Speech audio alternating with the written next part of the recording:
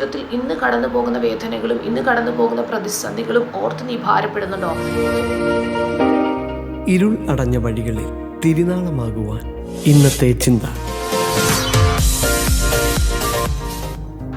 Praise Lord. യെശയ്യാ പ്രവാചകന്റെ പുസ്തകം 62-ാമത്തെ അധ്യായത്തിൽ കടന്നു വരുമ്പോൾ അവിടെ ദൈവം തൻ്റെ ജനത്തിനും തൻ്റെ നഗരമായ യെരൂശലേമിനും സിയോനും വേണ്ടി ചെയ്യുവാനിരിക്കുന്ന പ്രവർത്തികളെക്കുറിച്ചാണ് രേഖപ്പെടുത്തുന്നതായിട്ട് നമുക്ക് മനസ്സിലാക്കിയെടുക്കുവാൻ കഴിയുന്നത്. കർത്താവ് ആ ദേശത്തോട് മനസ്സുകയും ആ നഗരത്തോടെ ദൈവം കരുണ കാണിക്കും. അവരുടെ ജീവിതത്തിൽ വന്ന പ്രതികൂലം, അവരുടെ ജീവിതത്തിൽ വന്ന പ്രതിസന്ധി അല്ലെങ്കിൽ നഷ്ടത്തെ കർത്താവ് അവർക്ക് വേണ്ടി ലാഭമാക്കി കൊടുക്കും എന്നൊക്കെയാണ് പ്രവാചകനിലൂടെ ആ അധ്യായത്തിൽ നമുക്ക് കാണുവാൻ കഴിയുന്നത്. 1-ാമത് വാക്യത്തിൽ ഇങ്ങനെ പറയുന്നു: സിയോനെ കുറിച്ച് ഞാൻ മിണ്ടാതിരിക്കുകയില്ല, യെരൂശലേമിനെ കുറിച്ച് ഞാൻ അടങ്ങിയിരിക്കുകയുമില്ല. അതിൻ്റെ നീതി പ്രകാശം പോലെയും അതിൻ്റെ രക്ഷ കത്തുന്ന വിളക്ക് പോലെയും വിളങ്ങുവോളം തന്നെ. അപ്പോൾ ദൈവം അവർക്ക് വേണ്ടി ചില പ്രവർത്തികളെ ചെയ്യുവാൻ ആഗ്രഹിക്കുന്നതായിട്ട് പ്രവാചകനിലൂടെ കർത്താവ് രേഖപ്പെടുത്തുകയാണ്. 2-ാമത് വാക്യത്തിൽ പറയുന്നു: ജാതികൾ നിന്റെ നീതിയെയും സകല രാജാക്കന്മാർ നിന്റെ മഹത്വത്തെയും കാണും. യഹോവയുടെ വായി കൽപ്പിക്കുന്ന പുതിയ പേർ നിനക്ക് വിളിക്കപ്പെടും. ദൈവം അവർക്ക് വേണ്ടി ചെയ്യുവാൻ ആഗ്രഹിക്കുന്ന ഒരു കാര്യം, കർത്താവ് അവർക്ക് പുതിയൊരു പേര് നൽകുവാൻ ആഗ്രഹിക്കുന്നു. ദൈവത്തിൻ്റെ കയ്യിൽ ഈ ജനം, ദൈവത്തിൻ്റെ തിരഞ്ഞെടുക്കപ്പെട്ട ജനം ഭംഗിയുള്ള കിരീടവും രാജമുടിയും ആയിരിക്കുമെന്ന് കർത്താവ് പറയുന്നു. നിന്നെ ഇനി അസൂബ, അതായത് ത്യക്ത എന്ന് വിളിക്കുകയില്ല. നിന്റെ ദേശത്തെ ഷെമാമ, ശൂന്യം എന്ന് പറയുകയുമില്ല. നിനക്ക് ഹെപ്സിബ ഇഷ്ട എന്നും നിന്റെ ദേശത്തിന് ബെയുല വിവാഹസ്ഥ എന്നും പേരാകും. ഒരു മണവാളൻ മണവാട്ടിയിൽ എപ്രകാരം സന്തോഷിക്കുന്നു, ആ ഒരു വിഷയത്തെ താരതമ്യപ്പെടുത്തിക്കൊണ്ട് പറയുകയാണ്. അതായത് ദൈവം തൻ്റെ ജനത്തിൻ്റെ മേൽ, മണവാളനായ കർത്താവ് മണവാട്ടിയായ ദൈവസഭയുടെ മേൽ ചൊരിയുന്ന ഓരോ അനുഗ്രഹങ്ങൾ ഇതിൽ നമുക്ക് കാണുവാൻ കഴിയുന്നുണ്ട്. 5-ാമത്തെ വാക്യത്തിൽ അതിൻ്റെ അവസാന ഭാഗങ്ങളിൽ പറയുന്നു: മണവാളൻ മണവാട്ടിയിൽ സന്തോഷിക്കുന്നത് പോലെ നിന്റെ ദൈവം നിന്നിൽ സന്തോഷിക്കും. ഹല്ലേലൂയ.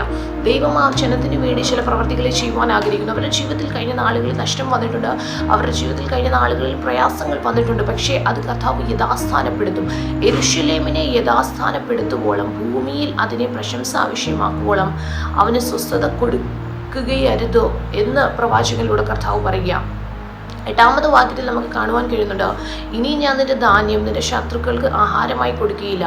നീ അധ്വാനിച്ചുണ്ടാക്കിയ വീഞ്ഞ് അന്യജാതിക്കാർ കുടിച്ചു കളയുകയുമില്ല എന്ന് യഹോവ തൻ്റെ വലം കൈയും തൻ്റെ ബലമുള്ള ഭുജവും തൊട്ട് സത്യം ചെയ്തിരിക്കുന്നു. Praise lord. ദൈവം തന്നെ ഉൾപ്പെടുത്തിക്കൊണ്ട് സത്യം ചെയ്യുകയാണ്. കർത്താവിൻ്റെ കരവും കർത്താവിൻ്റെ ഭുജവും നിമിത്തം താൻ സത്യം ചെയ്ത് പറയുകയാണ്: അന്യജാതിക്കാർ നീ അധ്വാനിച്ചത് അവർ കഴിക്കുകയില്ല, അവർ കുടിക്കുകയില്ല. ആമേൻ, സ്തോത്രം. നിന്റെ ധാന്യവും വീഞ്ഞും അത് നീ തന്നെ അനുഭവിക്കും. ഇത് കർത്താവ്, ആമേൻ, സ്തോത്രം, തൻ്റെ വലങ്കയും ബലമുള്ള ഭുജവും തൊട്ട് സത്യം ചെയ്യുകയാണ്. 9-ാമത്തെ വാക്യത്തിൽ ഇങ്ങനെ പറയുന്നു: അതിനെ ശേഖരിച്ചവർ തന്നെ അത് ഭക്ഷിച്ച് യഹോവയെ സ്തുതിക്കും. അതിനെ സംഭരിച്ചവർ തന്നെ എൻ്റെ വിശുദ്ധ പ്രാകാരങ്ങളിൽ വെച്ച് അത് പാനം ചെയ്യും. ദൈവത്തിൻ്റെ ജനത്തോടുള്ള ദൈവീക വാഗ്ദത്തങ്ങളെയാണ് നമുക്ക് ഇവിടെ കാണുവാൻ കഴിയുന്നത്. വാതിലുകളിലൂടെ കടന്ന് യഹോവയെ സ്തുതിപ്പീൻ. ദൈവത്തിൻ്റെ ജനത്തിന് വേണ്ടി വഴിയൊരുക്കുവാൻ ഒരു ആഹ്വാന പ്രവാചകനിലൂടെ നമുക്കിവിടെ കാണുവാൻ കഴിയുന്നുണ്ട്. 11-ാമത്തെ വാക്യത്തിൽ ഇങ്ങനെ പറയുന്നു: ഇതാ നിന്റെ രക്ഷ വരുന്നു, കൂലി അവൻ്റെ പക്കലും പ്രതിഫലം അവൻ്റെ കയ്യിലുമുണ്ട് എന്ന് സിയോൻ പുത്രിയോട് പറവീൻ എന്നിങ്ങനെ യഹോവ ഭൂമിയുടെ അറുതിയോളം ഘോഷിപ്പിച്ചിരിക്കുന്നു. ഹല്ലേലൂയ.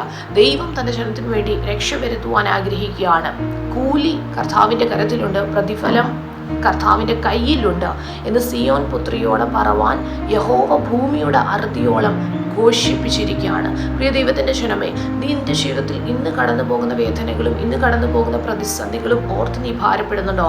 എന്നാൽ കർത്താവിൻ്റെ ആത്മാവ് വചനത്തിലൂടെ പറയുവാൻ ആഗ്രഹിക്കുന്ന ഒരു ദൈവിക ആലോചന, മണവാളൻ എപ്രകാരം മണവാട്ടിയിൽ സന്തോഷിക്കുന്നു അതുപോലെ ദൈവം നിന്നിൽ സന്തോഷിക്കും. നിന്റെ പൂർവ്വ അവസ്ഥകൾ, പൂർവ്വസ്ഥിതികളെ മാറ്റിക്കൊണ്ട് നിന്റെ ജീവിതത്തിലെ ശൂന്യതകൾ, ആമേൻ, സ്തോത്രം, അത് മാറ്റി, ഹല്ലേലൂയ, കർത്താവിന് നിന്നിൽ പ്രസാദം തോന്നുന്ന രീതിയിൽ നിന്റെ അവസ്ഥകളെ മാറ്റുവാൻ ദൈവം വിശ്വസ്തനാണ്. കഴിഞ്ഞ നാളുകളിലെ ശൂന്യതകളെ മാറ്റിക്കൊണ്ട്, ആമേൻ, സ്തോത്രം, ദേശത്തിന് ഒരു വർധനവും ദേശത്തിൽ ഒരു വിളവും അധ്വാനിക്കുന്നതിൻ്റെ ഒരു ഫലവും ദൈവം തൻ്റെ ജനത്തിന് നൽകുവാൻ ആഗ്രഹിക്കുന്നു.